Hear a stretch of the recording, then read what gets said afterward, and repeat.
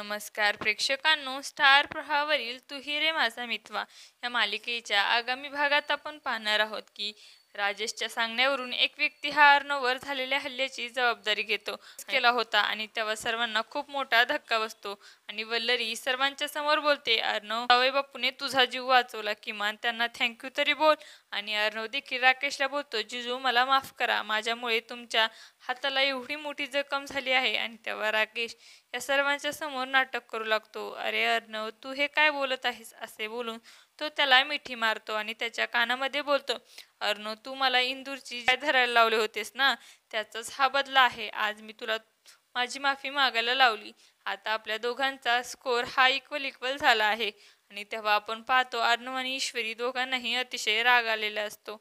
त्यानंतर आपण पाहतो राकेश स्वतःशीच बोलतो, आता माझं फक्त एकच ध्येय आहे, इंदुरी जिलेबीला त्या अर्णव राजेश शिर्केपासून दूर ठेवायचं.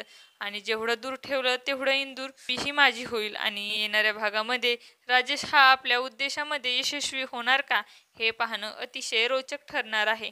तुम्हाला जर आपला व्हिडिओ आवडला असेल तर चॅनलला लाईक, शेअर आणि सबस्क्राईब करायला विसरू नका. धन्यवाद.